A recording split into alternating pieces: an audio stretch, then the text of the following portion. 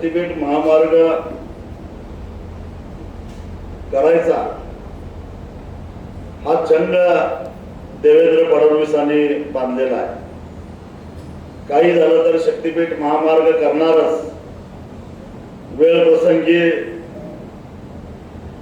जोर जबरदस्ती करू, जुलुमशाही करू, पोलीस खाकी वर्दीतल्या गुंडांचा वापर करू, पण शक्तीपीठ महामार्ग पूर्ण करू असा अट्टहास देवेंद्र फडणवीसांनी केलेला.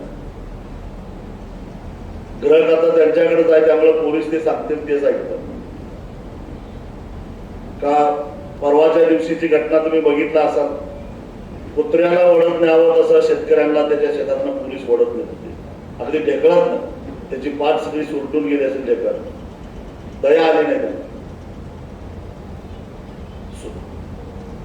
2 महिन्यापूर्वी परभणीला अगदी महिलांना सुद्धा असंच फरफटत नेलं. अशा प्रकारची जोर जबरदस्ती करायचं कारणच नाही. आणि आश्चर्याची गोष्ट बघा,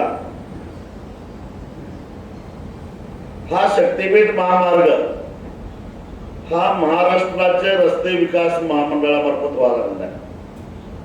आणि ते खाताय एकनाथ शिंदे यांच्याकडे. म्हणजे रस्ते विकास महामंडळाचे अध्यक्ष आहेत एकनाथ शिंदे. ते या विषयावर काहीच करत नाही, भाष्य सुद्धा करत नाही. खातं त्यांचं त्या रस्ते विकास महामंडळाचे अध्यक्ष ते काहीच बोलत नाही. आणि माझा ड्रीम प्रोजेक्ट आहे म्हणून मुख्यमंत्री सगळं काय जे काय बोलायचं ते बोलत सुटले. अधिकाऱ्यांच्या ऑनलाईन बैठका सातत्यानं व्हायला लागल्या. अधिकाऱ्यांच्यावर प्रेशर आहे, काही करून ते करायचंच. पण तेवढ्याच ताकदीनं गावागावातला शेतकरी सुद्धा त्याला विरोध करायला लागलेला आहे.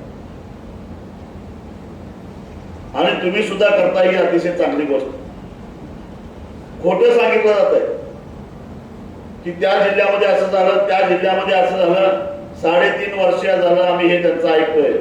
मी तुम्हाला सांगतो की एकूण 856 किलोमीटर लांबीपैकी 50 किलोमीटर लांबीचा सुद्धा संयुक्त मोजणी झालेली नाही. गिरीश बरोबर आहे की नाही? 50 किलोमीटरची सुद्धा लांबी पूर्ण झालेली नाही. आणि संयुक्त मोजणी झाल्याशिवाय हे प्रकरण पुढे जाऊ शकत नाही. 50 किलोमीटर सुद्धा झालं नाही. कुठं तरी एका दुसऱ्या गावानं सहकार्य केलं, 10 गावांनी विरोध केलेला आहे. फार अगदी यवतमाळ पासून जर सगळ्या जिल्ह्याचा जर का तुम्ही आढावा घेतला तर कुणी यांना सहकार्य केलेलं नाही आहे. विरोधच आहे सगळ्यांचा. विरोध असायचं कारण एक तर तो काय कुणाच्या उपयोगाचा नाही, गरजेचा नाही. त्याला समांतर दुसरा पर्यायी रस्ता आहे. आता लांब जाऊन दे, महाराष्ट्राचं सोडून द्या. हे लोक जे म्हणतात की नाही विकास होणार आहे, काय विकास होणार आहे? मला तुमच्याच तालुक्याचं उदाहरण सांग. तुमच्या तालुक्यातनं बाहेर जायला रस्ते आहेत का नाही? पुण्याला जायला रस्ता आहे की नाही? साताऱ्याला जायला रस्ता आहे की नाही? कराडला जायला रस्ता आहे की नाही? फलटणला जायला रस्ता आहे की नाही? पंढरपूरला जायला रस्ता आहे की नाही? सांगलीला जायला रस्ता आहे की नाही? चांगले रस्ते आहेत. मग नव्या रस्त्याची गरजच काय? आणि हा जो काही रस्ता होणार आहे तो एक्सप्रेस रस्ता होणार आहे की ज्याचा स्थानिक लोकांना काही एक उपयोग नाही, काहीच उपयोग नाही. कारण त्या रस्त्याला मगाशी तुम्ही सांगितलं ते जंक्शन जिथं होणार आहे. तुमचं गाव कुठलं गाव? ते नेवरे गावातलं जंक्शन झालं की दुसरं जंक्शन तिकडं इस्लामपूर जवळ आहे. बसूच्या वाडीजवळ घोगावला. म्हणजे नेवरे झाल्यानंतर घोगाव पर्यंत कुणी त्या रस्त्यावर जायचं नाही, रस्त्यातनं बाहेर यायचं नाही. दोन्ही बाजूने कंपाऊंड असणार आहे. पुणे मुंबई रस्ता बघितला का? त्याला जसं कंपाऊंड असतंय तसं एकदा नेवरे म्हणजे समजा आपण रस्ता होऊन देणार नाहीच, पण यदा कदाचित तो रस्ता झाला तर इथनं घोगाव पर्यंत जाऊपर्यंत तुम्हाला त्या रस्त्यावर जाता येत नाही, रस्त्यावरनं बाहेर पडता येणार नाही. यू टर्न तर घ्यायचंच नाही. मग इथल्या स्थानिक लोकांना या रस्त्याचा उपयोग काय? बरं इकडं मला वाटतं पाठीमागे पण माळशिरस मध्ये वेळापूरला एक जंक्शन आहे, ते वेळापूरला. इथं वेळापूर किती लांब आहे? मग त्या वेळापर्यंत म्हणजे त्या रस्त्यातून बाहेर पडायचं तर वेळापर्यंतला उतरायला पाहिजे आणि परत मागे यायला पाहिजे. फक्त म्हणजे तुम्ही रस्ता क्रॉस सुद्धा करू शकत नाही, चालत सुद्धा करू शकत नाही. गावागावाची फाळणी होणार आहे. गाव एका बाजूला, गावाची शेती दुसऱ्या बाजूला. शेताकडे कसं जायचं? जेवढ्या नकाशावर नोंद असणारे पानंद रस्ते त्याला काहीतरी थोडस अंडरग्राउंड पूल करतील, ते ब्रिज करतील. परंतु जे आपले गावातले 70% रस्ते हे नकाशावर कुठंच नोंद नसतात, पण आपण व्यवहारात ते रस्ते वापरत असतो. त्या रस्त्यांचं काय? ते रस्ते तिथंच थांबणार आहेत. तिथं थांबले तर शेतकऱ्यांचा शेतीमाल बाहेर कसा काढायचा? आणि म्हणून मगाशी गिरीशने जे सांगितलेलं आहे ते, हा प्रश्न केवळ ज्यांची जमीन जाणार आहे त्यांचा नाही आहे. हा प्रश्न आपल्या सगळ्यांचाच आहे, गावाचाच आहे. गावाच्या फाळण्या मारल्या, निम्म गाव इकडं निम्म गाव तिकडं. काय करायचं? विहीर इकडं, शेत तिकडं, पाईप पाणी कसं न्यायचं? उद्या एखाद्याला कनेक्शन मागायचं आहे, पण वर तारा कशा न्यायच्या? पोल कसं टाकायचं? हे सारे प्रश्न उद्या निर्माण होणार आहेत आणि त्या प्रश्नाचं उत्तर कुणाकडेच नाही आहे. समृद्धी महामार्ग यांनी असा जोर जबरदस्ती करून बांधला. आज तुम्हाला सांगतो की ऑक्टोबर महिन्यामध्ये ज्यावेळी परतीचा मान्सून येतो, कारण तो सगळा परतीच्या मान्सूनचा भाग आहे, तिकडे परतीचा मान्सून मोठ्या प्रमाणात पडतो. अगदी सिन्नर पासून ते अकोल्यापर्यंत शेकडो एकरामध्ये असंच पाणी तुंबून राहिलं असतं पावसाचं. कारण नैसर्गिक पाण्याचे जे प्रवाह आहेत त्या प्रवाहाच्या प्रवाहाला अडथळा आणणारा हा शक्तीपीठ महामार्गाचा हा सगळा भाग तयार झालेला आहे. आणि मग हे असे सगळे प्रश्न तयार झाल्यानंतर त्याचं उत्तर आपण काय करणार आहे? त्याचं उत्तर द्यायला देवेंद्र फडणवीस येणार आहेत का? तो प्रश्न सोडवायला देवेंद्र फडणवीस येणार आहेत का? ते काही येणार नाही. त्यावेळी ते प्रश्न आपल्याला सोडवावा लागणार आहे. आणि सगळ्यात महत्वाची गोष्ट म्हणजे असं जर का इंडस्ट्रियल कॉरिडॉर जर झाला समजा तसं, आणि होणार आहे तो मला माहित आहे, त्यांचा डावच आहे. जयकुमार गोरेंना इकडनं मसवडकडनं का पाहिजे झाला आहे? कारण त्यांना तिथं 5 स्टार MIDC करायची आहे. 2000 एकरामध्ये 5 स्टार MIDC करायची आहे. आणि त्या MIDCला जोडणारा हा एक्सप्रेस हायवे त्यांना पाहिजे झालेला आहे. आणि म्हणून त्यांनी सातारा हे नसलेलं आणलं त्यात आणि त्याला जोडलं. कारण त्याशिवाय त्या 5 स्टार MIDCच्या विरोधात सुद्धा तिथं शेतकऱ्यांचं आंदोलन चालू आहे. तुम्ही आता पेपरमध्ये बातम्या वाचल्या असाल, गेल्या 3 महिन्यापासून कोकणातला आंबा आणि काजू उत्पादक शेतकरी आंदोलन करायला लागलाय. का करायला लागलाय? कारण या वर्षी आंब्याचं पीक 12% सुद्धा आलेलं नाही. म्हणजे 88% आंब्याचं पीक गेलेलं आहे. काजू 22% केवळ हाताला लागलाय. 78% काजू हातातनं गेलेला आहे. कारण काय? त्या अशाच कोकणातल्या भामट्या नेत्यांनी मोठमोठे असे प्रकल्प कोकणामध्ये आणले, तिथल्या पर्यावरणाचं फार वाटोळ झालं. आज जागतिक पर्यावरण दिन आहे आणि म्हणून मुद्दा म्हणून सांगतो, तिथल्या पर्यावरणाचं फार वाटोळ झालं आणि त्यामुळं या वर्षी आंब्याला फळधारणा झाली नाही, काजूला फळधारणा झाली नाही. 2 कोटी आंब्याची कलमं नुसत्या सिंधुदुर्ग आणि रत्नागिरी जिल्ह्यामध्ये. किती नुकसान झालं? अहो, ते 2 जिल्हे वर्षाला सरकारला 1100 कोटी रुपयाचं परकीय चलन आंब्याच्या निर्यातीतून मिळवून देतात. ते सगळं पाण्यात गेलं. मी हे का तुम्हाला सांगायला लागलोय?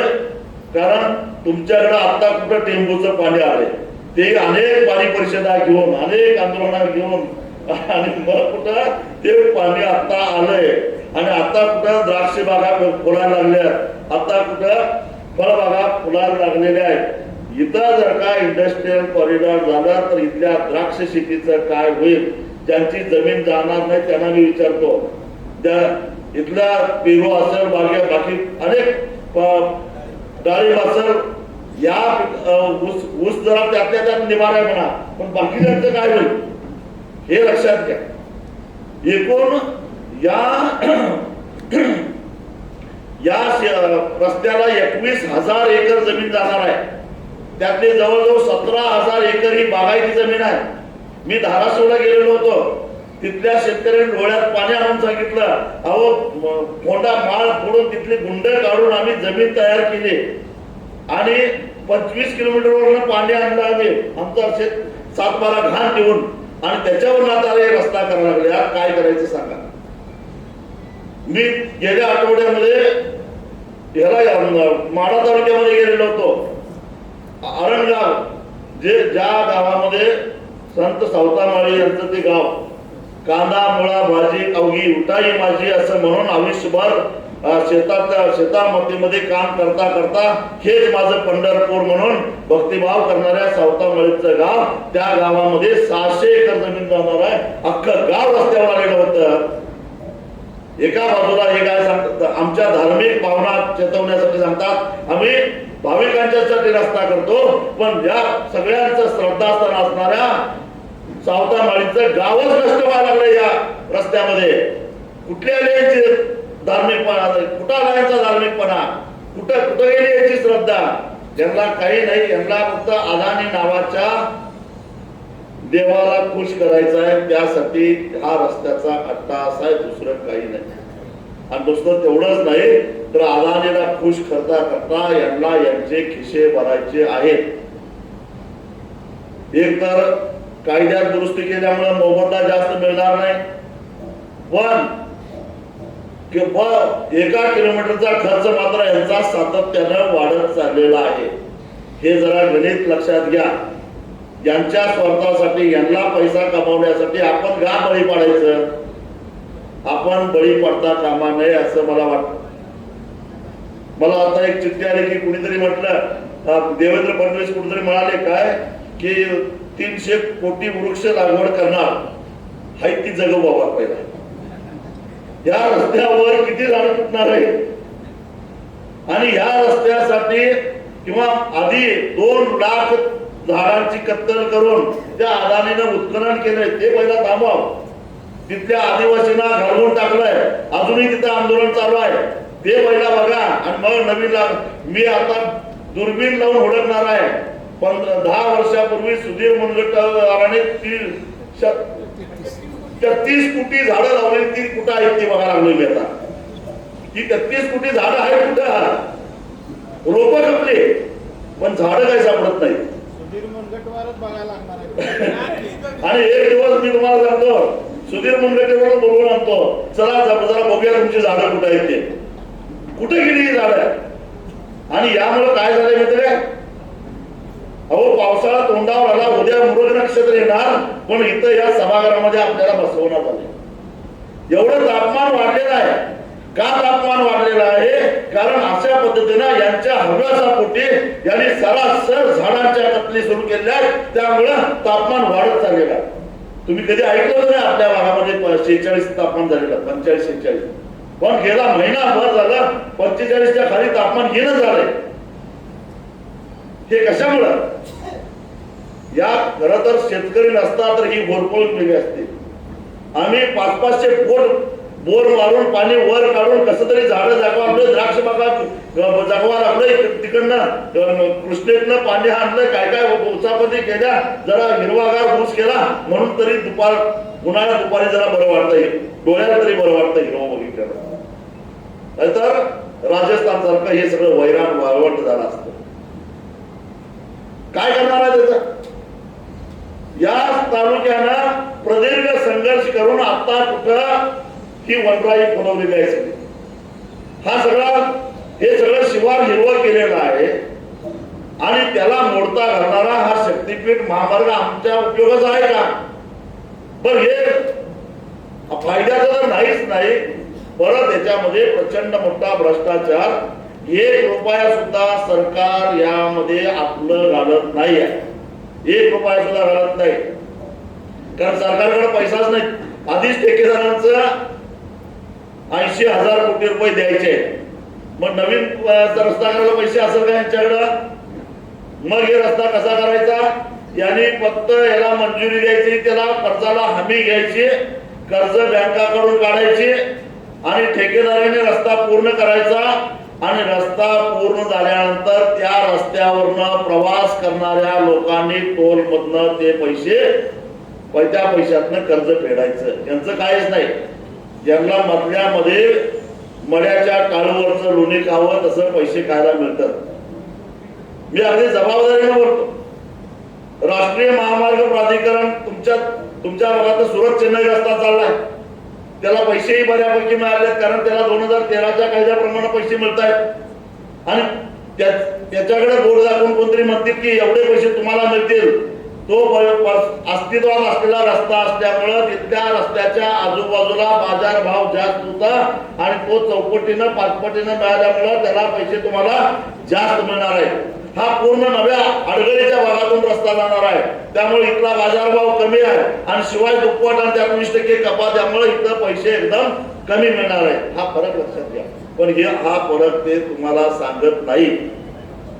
ते बोर्ड कसे कुणीकडे दाखवतात, पालखी मार्गात गेलेल्यांची जमीन बघा, त्यांना पैसे किती मिळाले, सुरत चेन्नईला किती जमीन गेली त्यांना किती पैसे मिळाले बघा, आपला सोलापूर सांगली रस्त्याला ज्यांची जमीन गेली त्यांना किती पैसे मिळाले बघा. हे खोटं सांगताय, दिशाभूल करताय. आणि ते रस्ते झालेले एक वेळ परवडले, कारण ते रस्ते एक्सप्रेस नाही आहे.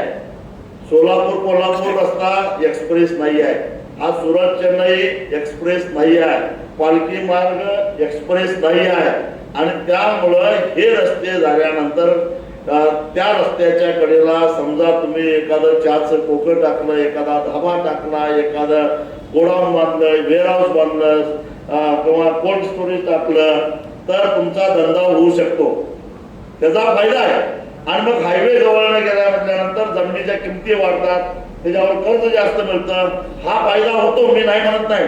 पण कुठल्या रस्त्याला जो रस्ता एक्सप्रेस नाही त्या रस्त्याच्या आजूबाजूच्या जमिनीच्या किमती वाढतात. एक्सप्रेस हायवेच्या आजूबाजूच्या जमिनीच्या किमती वाढत नाही, कारण त्याचा तिथल्या लोकांना काही फायदाच होत नाही. रेल्वे रोड क्षेत्रात गेल्यावर जमिनीची किंमत वाढते का? उलट जमिनीची किंमत कमी होत्या. ह्या रेल्वेच्या नादाला कशाला लागायचं म्हणून, कारण ते रेल्वे एवढे वाईट आहेत. मग जरी रोडावर गेली आणि ती मेली धडकून रेल्वेला तर आपल्याला नोटीस द्या, तुमची बस आमच्या रेल्वेवर आलीच का, भरपाई राहिली बाजूलाच, अशी भानगड आहे ती. तसं या एक्सप्रेस हायवेचा तुम्हाला काही उपयोग होणार नाही, तुमच्या जमिनीच्या किमती वाढणार नाही, तुम्हाला काही व्यापार करता येणार नाही, धंदा करता येणार नाही. जिथं ते जंक्शन करतायत त्या जंक्शन साठी ते आधीच 600 हजार एकर जमीन खरेदी करून ठेवतायत. आता इथं करतायत, आरणला करतायत, त्याच्यानंतर भोगावला करतायत. पण त्या जंक्शन मध्ये ते काय 1000 एकर जमीन कशाला घ्यायला तिथं, तिथं तेच उभा करणार एखादा मोठा पंप, तेच उभा करणार तिथं एखादा फूड मॉल, तेच उभा करणार तिथं अजून काहीतरी एखादे व्यापारी संकुल, तेच उभा करणार तिथं एखादा लॉजिंग बोर्डिंग. आणि तुम्ही तिथं जायचं तर पंपावर तेल जोडायला कामाला जायचं, नाहीतर फूड मॉल मध्ये फडकी मारायला टेबलावर जायचं. एवढंच तुमच्या हातात आहे. 200 रुपयाचा चहा प्यायचा जाता आता तुम्ही. तुम्हाला स्थानिकांना त्याचा काही एक फायदा नाही आहे, हे सगळं समजावून घ्या. ही जी भामटी म्हणतात तरी विकास होणार आहे, विकास होणार आहे. विकास काय होणार आहे तर आमची पोरं खासगी सुरक्षा रक्षक होणार आहेत, आमची पोरं वेटर होणार आहेत, आमची पोरं कुठेतरी पेट्रोल पंपावर तेल टाकायला जाणार आहेत निळा ड्रेस घालून. हाच विकास होणार आहे का? या विकासाचं स्वप्न बघितलं काय? मग हे विकास होणार आहे म्हणजे काय होणार आहे? या भामट्यांना कमिशन मिळणार आहे, यांचा विकास होणार आहे, तुमचा होणार नाही, हे लक्षात ठेवा. तुम्ही सुद्धा आता विचार करा, कारण जे लोक आज या शक्तीपीठ महामार्गाचं समर्थन करायला लागलेलं आहे त्या प्रत्येकाच्या मिशीला शक्तीपीठ महामार्गाचा आणि देवेंद्र फडणवीसाचं खरकट लागलेलं आहे, हे लक्षात घ्या. आणि त्या खरकट्या पोटी ते खरकट खाल्लंय म्हटल्यानंतर मग त्याचं समर्थन करायलाच पाहिजे. आणि मग त्यानं खरकटे काढल्या म्हणून तुम्ही का त्याच्या नावाला लागताय याचा विचार करा. त्यांनी खरकटे काढलेला आहे. आज तुमच्यामध्ये कोण येत नाही किंवा या मेळाव्याला जाऊ नका म्हणून सांगतात ते हरामखोर त्यांचं खरकट खाऊन आलेले आहेत हे ध्यानात ठेवा. आणि मग हे तुमच्या लक्षात आलं पाहिजे. आणि म्हणून काही खरकटे खाल्लेले आहेत, काही मुख्यमंत्र्यांना घाबरलेले आहेत. जर विरोध केला तर तुझ्या माग ईडी लावून अनेकांच्या शिड्या आहेत ते शिडी काढील बाहेर म्हणते. अशोक खरात का एकच वाटला होय तुम्हाला? बरेच खरात आहेत. त्यांच्या शिड्या निघतील, त्यांच्या मागे ईडी लागल, त्यांच्या मागे अजून काहीतरी लागल.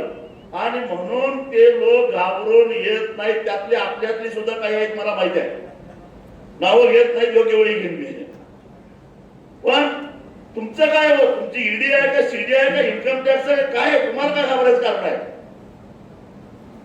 आम्हाला आपली जमीन वाचवायचा, आपला तालुका वाचवायचा, आपला जिल्हा वाचवायचा आहे. एक तर सगळं बेकायदेशीर चालू आहे. सगळं म्हणजे सगळं बेकायदेशीर चालू आहे. आता मला कोणीतरी सांगितलं की 9 तारखेला कुठल्या गावात येणार आहेत ते? नेवरी गावामध्ये 9 तारखेला ते मोजायला येणार आहेत असं मला कळालं. आता तुम्हाला मी एक जिल्हाधिकाऱ्यांचं एक नोटीस वाचून दाखवतो. आपण 22 तारखेला 22 गेला म्हणायचं 22 ना हरकती कधी घेतल्या? 26 मे पर्यंत आम्ही हरकती घेतलेल्या होत्या की या शक्तीपीठ महामार्गाला आमचा विरोध आहे. आता या हरकतीला सांगली जिल्ह्याच्या जिल्हाधिकाऱ्यांचं एक पत्र आलेलं आहे, उत्तर आलेलं आहे, ते वाचून दाखवतो तुम्हाला. म्हणजे किती खोटं बोलतात बघा. याला अधिकारच नाही यायचा. सांगली जिल्हाधिकाऱ्यांना रघुनाथ कृष्णात कोरे, मुक्काम पोस्ट येलूर, तालुका वाळवा, जिल्हा सांगली, या शेतकऱ्याला असं ज्यांनी हरकती घेतल्या त्या प्रत्येकाला जिल्हाधिकाऱ्यांचं पत्र गेलेलं आहे. काय विषय काय? पवनार ते पत्रादेवी नागपूर गोवा शक्तीपीठ महामार्ग हरकतीबाबत. आणि मग त्यांनी असं म्हटलंय की उपरोक्त विषयानुसार आपणास कळवण्यात येते की संदर्भी अर्जान्वये महाराष्ट्र शासन सार्वजनिक बांधकाम विभागाकडील महामार्ग अधिनियम 1955 चे कलम 3 अन्वये पवनार ते पत्रादेवी शक्तीपीठ द्रुतगती महामार्ग संबंधी दिनांक 5/5/2026 रोजी राजपत्रात प्रसिद्ध झालेल्या अधिसूचनेसाठी हरकतीच्या अर्जाचा कार्यालयास दाखल केलेला आहे. महाराष्ट्र महामार्ग अधिनियम 1955 मधील कलम 3 अन्वये माननीय शासनाकडील राजपत्रात प्रसिद्ध झालेल्या अधिसूचनेमध्ये वर्णन केलेल्या जमिनीस महामार्ग म्हणून घोषित केलेला आहे. आणि त्यास महाराष्ट्र राज्यातील पवनार ते नागपूर गोवा या शक्तीपीठ द्रुतगती महामार्ग या नावाने राज्य महामार्ग विशेष क्रमांक 10 म्हणून वर्गीकृत केलेला आहे. उक्त महाराष्ट्र महामार्ग अधिनियम 55 चे कलम 17 मध्ये अधिसूचनेच्या उत्तरादाखल ज्या व्यक्तींना आक्षेप किंवा सूचना दाखल करायच्या आहेत अशा व्यक्तींनी कलम 15 पोट कलम 2 अन्वये अधिसूचना प्रसिद्ध झाल्याच्या दिनांकापासून 21 दिवसाच्या आत भूमी संपादन अधिकारी यांच्याकडे लेखी स्वरूपात आक्षेप नोंदविला असे नमूद केले आहे. यास्तव आज रोजी शक्तीपीठ महामार्ग प्रयोजनासाठी माननीय शासनाकडून आता हे शेवटचं आहे. उक्त अधिनियमाचे कलम 15 चे पोट कलम 2 अन्वये प्रसिद्ध करायची अधिसूचना प्रसिद्ध झालेली नाही. अधिसूचना प्रसिद्ध झालेली नाही. यास्तव आपण दाखल केलेल्या हरकत अर्जावरती इकडून कोणतीही कारवाई करता येत नाही. सबब आपला संदर्भीय अर्ज इकडून निकालात काढण्यात येत आहे. मग जर अधिसूचना दाखल झालेली नाही तर मोजायला यायचा अधिकारच काय यांना? सगळ्यात महत्वाचा मुद्दा काय? तुमची अधिसूचना दाखल झालेली नाही, पायतान येऊन उभा राहा शेतात. बेगरतीच नाही सगळे येत. अरे तुमची अधिसूचना दाखल, मग हे पोलीस येतातच कशा? म्हणजे पोलीस का अदानीचे खासगी गुंड म्हणून काम करायला लागलेत का? याचा अर्थ काय काढायचा? म्हणजे पोलिसांनी आता सुपाऱ्या घेऊन अशा प्रकारचे धंदे चालू केले का? हा प्रश्न जिल्हा पोलीस प्रमुखांना जाऊन विचारल्याशिवाय मी सोडणार नाही. हे कालच पत्र माझ्या हाताला लागलेलं आहे. काय झालंय? अरे एका बाजूला कलेक्टर म्हणतोय की अधिसूचना काढलेली नाही आणि दुसऱ्या बाजूला हे जर का पोलीस बंदोबस्तामध्ये जर का जमीन मोजायला येत असतील तर याचा अर्थ काय? डॉक्टर बाबासाहेब आंबेडकरांनी संविधानाच्या माध्यमातून आपल्याला आपल्या मालमत्तेचा रक्षण करण्याचा अधिकार दिलेला आहे आणि तो अधिकार वापरून जोपर्यंत तुम्ही वैयक्तिक संमती देत नाही तोपर्यंत तुमच्या शेतामध्ये पाऊल टाकायचा अधिकार त्यांना नाही आहे. मोजणी करायचा अधिकार नाही आहे. तुमची हरकत असेल तर ते मोजणी करू शकत नाहीत आणि त्या अधिकाराला अनुसरून तुम्ही मोजणी होऊन देऊ नका आणि मोजणी नाही झालं तर हे प्रकरण पुढे सरकत नाही आहे. सांगलीच्या त्या भागामध्ये कोल्हापूर जिल्ह्यामध्ये आम्ही पाऊल सुद्धा ठेवून दिलं नाही. त्यामुळे त्यांना या बाजूला यावं लागलं. पण त्यांच्या दुर्दैवानं तिकडच्या पेक्षा दुप्पट विरोध इकडे व्हायला लागलेला आहे. हे लक्षात घ्या. दुप्पट विरोध इकडे व्हायला अख्खा कोल्हापूर जिल्हा पेटलेलाच आहे. करवीर तसेच तुम्ही आता याच्यावर बघितलं असाल सोशल मीडियावर. परवा दिवशी संध्याकाळी आमची प्रचंड मोठी सभा त्या बिदरी कारखान्याच्या शेजारी बोरवडे नावाचं गाव आहे त्या गावात झाली. काल मी शिराळ्यामध्ये होतो. आज इथं आहे. 9 तारखेला कोल्हापूर जिल्हाधिकारी कार्यालयावर एक प्रचंड मोठा मोर्चा आम्ही काढलेला आहे आणि आम्ही गप्प बसलेलो नाही. आणि मग समजा यदा कदाचित एखादं गाव तुमच्यात फुटीर झालं. सूर्याजी पिसाळ्यांच्या अवलादी शिवाजी महाराजांच्या काळात सुद्धा होत्याच. असं एखादं गाव निघालं तिथला एखादा पुढारी फुटीर निघाला आणि त्यांनी मोजणी करायला दिली परवानगी आणि मग अलीकडे मागच्या गावानं विरोध केला पुढच्या गावानं विरोध केला मध्ये रस्ता करून काय करणार आहेत ते? हा तिथं एअरपोर्ट बनवायचा. त्यामुळे आपण एकजूट करूया एकी दाखवूया.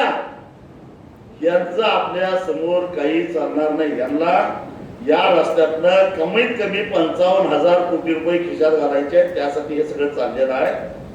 मी मगाशी सांगत होतो तुम्हाला एकाच वेळी 2 रस्त्याचं काम चालू आहे म्हणजे प्रयोजन चालू आहे. एक आहे तो नाशिक ते अक्कलकोट तो रस्ते नॅशनल हायवे अथॉरिटी म्हणजे आपलं राष्ट्रीय महामार्ग प्राधिकरण ते करायला लागले म्हणजे केंद्र सरकारचं ते मंडळ आहे. आणि दुसरं MSRDC म्हणजे महाराष्ट्र रस्ते विकास महामंडळ या शक्तीपीठ महाराष्ट्र रस्ते विकास महामंडळाचा आणि तो नाशिक ते अक्कलकोट राष्ट्रीय महामार्ग प्राधिकरणाचा दोन्ही महामंडळ आहे. दोन्ही सरकारी आहेत. एक केंद्र सरकारचा आहे एक राज्य सरकारचा आहे. हा जो काही नाशिक ते अक्कलकोट रस्ता आहे तोही 6 पदरी आहे. तोही एक्सप्रेस आहे. त्याची लांबी आहे 374 किलोमीटर आणि त्याला खर्च आहे 19,000 कोटी असं केंद्र सरकार म्हणतंय. नॅशनल हायवे अथॉरिटी काय म्हणते आम्ही 19,000 कोटी मध्ये तो रस्ता करणार आहे 6 पदरी. आणि हे काय म्हणतात की आम्ही 1,00,000 कोटी मध्ये 856 किलोमीटर लांबीचा 6 पदरी रस्ता करणार आहोत. उलट त्या रस्त्याला 2-3 मोठी डोंगर आडवी आहेत तर फोडायला पाहिजे नाहीतर त्याला बोगदे काढायला पाहिजे. हे जवळपास सपाट आहे. एक आजऱ्याजवळ तेवढा आम्हाला तिथे बोगदा काढावा लागतो.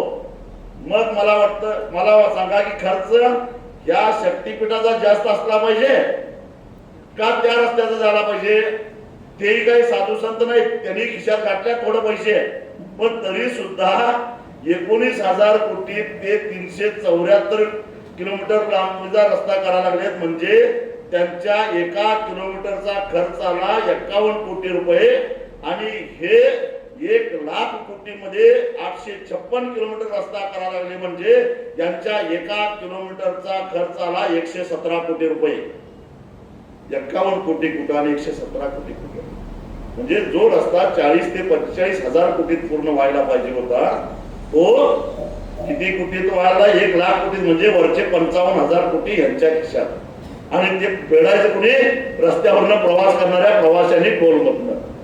ही अशी ही लोटा आज छत्रपती शिवाजी महाराजांचा राज्याभिषेकाचा दिवस, ज्या छत्रपतींनी या महाराष्ट्रातले टोल आणि या महाराष्ट्रातले ठग आणि कंडारे यांचा बंदोबस्त केला आणि सोन्याला काठीला सोनं लावून बांधून जाता येईल अशा प्रकारचे कायदा आणि सुव्यवस्था या महाराष्ट्रामध्ये आणली, त्याच महाराष्ट्रामध्ये छत्रपती शिवाजी महाराजांचं नाव घेऊन हे टोलच्या माध्यमातून नवे ठग आणि कंडारी तयार करायला लागले, त्यांना लुटण्यासाठी. हे आपण मान्य करणार काय याचा विचार करा. ही लुटालूट कशासाठी हो? आणि हेच पैसे मागणं माग निवडणुकीमध्ये मताला 3,000 5,000 रुपयासाठी आपल्याकडे येतात. आणि त्यामुळं लायकी नसलेले लोक, पात्रता नसलेले लोक, आम्ही संकटात सापडल्यानंतर आम्हाला वाऱ्यावर सोडणारे लोक आमदार म्हणून खासदार म्हणून निवडून जातात. ती माणसं आमच्या मत्तेला येत नाही आणि आम्ही त्यांच्या निंद्यात असतो, कारण आम्ही पैसे घेऊन मतं दिलेले असतात. आम्ही त्यांना विचारू शकत नाही. विचारलं तर एखादा निर्लज्ज माणूस म्हणतो काय फुकट मत दिलास, काय पैसे दिलेले होते. आणि म्हणून या सगळ्या गोष्टीचा विचार करा. छत्रपती शिवाजी महाराजांचा राज्याभिषेक दिन साजरा करायचा असेल तर नुसतं महाराजांना मुजरा करून चालणार नाही. महाराजांनी जी विचारधारा, जो स्वाभिमान या महाराष्ट्रामध्ये आणला, तो स्वाभिमान आपल्याला जपला पाहिजे. आणि म्हणून आपली जमीन जपली पाहिजे. या मातीसाठी, या शेतकऱ्यासाठी छत्रपती शिवाजी महाराजांनी आपली हयात घालवली. तर महाराजांना एक काय हो, औरंगजेबाकडे एक मोठी सगळा दक्षिण महाराष्ट्र दिला, दक्षिण भारत दिला असता महाराजांच्याकडे औरंगजेब. पण त्यांना रयतेचं राज्य आणायचं होतं, शोषणमुक्त समाज निर्माण करायचा होता. आणि म्हणून त्या औरंग्यापुढं महाराज नमले नाहीत. आणि मग ह्या नव्या अवलादी या औरंग्याच्या तयार झालेल्या आहेत, त्याच्या पुढे तुम्ही नमणार आहात, त्यांच्या पैशाला बोलणार आहात, त्यांच्या स्वार्थासाठी तुम्ही तुमची जमीन देणार आहात, याचा विचार करा. आणि म्हणून ताकदीनं या शक्तीपीठ महामार्गाला आपल्याला विरोध करायचा आहे. लोकशाहीमध्ये तुमच्या डोक्यात काय आहे याच्यापेक्षा तुमची डोकी किती आहेत त्याला महत्व आहे. आणि म्हणून ज्याची जमीन जाणार आहे तो आणि ज्याची जमीन जाणार नाही, या सगळ्यांनी म्हणून जर एकत्रित यायचं ठरवलं तर 2019च्या निवडणुकीमध्ये या शक्तीपीठ महामार्गावरचे 7 लोकसभेचे उमेदवार आपण पराभूत केलेले आहेत. त्यामुळे ते नोटिफिकेशन विधानसभेच्या वेळी रद्द करायचा निर्णय त्यांना घ्यावा लागला. तशीच दहशत म्हणजे सविनय कायदेभंगाची दहशत. आम्हाला रक्तपात नाही करायचा, आम्हाला खून करावा नाही करायचा, पण त्यांना या सगळ्या लोकांना, या राक्षसांना भीती वाटते ती म्हणजे फक्त आणि फक्त तुमच्या मताची. मत नावाचं ब्रह्मास्त्र तुमच्या हातामध्ये आहे. त्या मताची भीती जर का तुम्ही घातली तर हे पोपटासारखं बोलल्याशिवाय राहणार नाही. तुम्ही तुमची दहशत त्यांना या मताची वाटली पाहिजे. गावातल्या माणसाचा जर फटका असला तरी सुद्धा हा माणूस नेटका आहे, तो आपल्याला आवडणार नाही, आपल्या पैशाला बळी पडणार नाही, आपल्या हरामाच्या पैशाला तर भीक सुद्धा घालणार नाही. ही भीती त्यांच्या मनामध्ये जर का निर्माण झाली तर 100% मी तुम्हाला देऊन देवा 100% हा रस्ता रद्द झाल्याशिवाय होणार नाही. आणि आम्ही तर जोपर्यंत हा रस्ता रद्द होत नाही तोपर्यंत गप्प बसणार नाही. तुमच्याकडचा रद्द झाला, पलीकडे गेला फलटणला तरी मी आहे, काय गेली फलटणला गेला तरी मी आहेच. कारण महाराष्ट्राच्या डोक्यावर आधीच 9 लाख कोटी रुपयाचं कर्ज आहे आणि 10 लाख कोटी कशाला करायचं. म्हणून आम्ही महाराष्ट्राचे जबाबदार नागरिक म्हणून या महाराष्ट्राला कर्जबाजारी होण्यापासून वाचवण्यासाठी आम्ही जिथं जिथं हा रस्ता घेऊन जातील तिथं तिथं आम्ही जाणार म्हणजे जाणार. बरं, आम्ही ते काय आमच्यावर आरोप करतात की हे सगळीकडे विरोधच करतात. आम्ही सोलापूर रत्नागिरी हायवेला विरोध केला का? नाही केला. आम्ही सुरत चिन्हला विरोध केला का? नाही केला. आम्ही इतर रस्त्याला विरोध केला का? नाही केला. पण इथं मात्र यांचा भ्रष्टाचार आहे, त्यांना मलाई खायची आहे आणि एका उद्योगपतीसाठी सगळं चाललेलं आहे. म्हणून आम्ही विरोध करणार. रक्ताचा शेवटचा थेंब असेपर्यंत आम्ही विरोध करणार. ही आमची ठाम भूमिका आहे, लक्षात ठेवा. आणि म्हणून माझी तुम्हाला विनंती आहे की सगळे पक्षपेक्षे सोडून टाका. आता तुम्ही कुठल्या पक्षाचे आहेत ते मला देणं घेणं नाही. इथं आता दोनच पक्ष राहिलेले आहेत. एक शक्तीपीठ महामार्गाचा विरोध करणारा पक्ष आणि एक शक्तीपीठ महामार्गाचं समर्थन करणारे मिशीला खरकटा लागणाऱ्या भामट्यांचा पक्ष, असे दोनच पक्ष आता इथं शिल्लक राहिलेले आहेत. तुम्ही कुठल्या बाजूला राहायचं ते ठरवा. पण मला असं वाटतं की आपण राजर्षी शाहू महाराज, डॉक्टर बाबासाहेब आंबेडकर, छत्रपती शिवाजी महाराज आणि महात्मा ज्योतिबा फुले, शाहू आंबेडकर, छत्रपती शिवाजी महाराज आणि त्याचबरोबर साधू संतांच्या महाराष्ट्रातले खरे महाराष्ट्रीयन, खरे मराठी माणसं आहोत. या भामट्यांच्या नादाला तुम्ही लागणार नाही याची मला खात्री आहे. एवढंच सांगतो आणि इथंच थांबतो.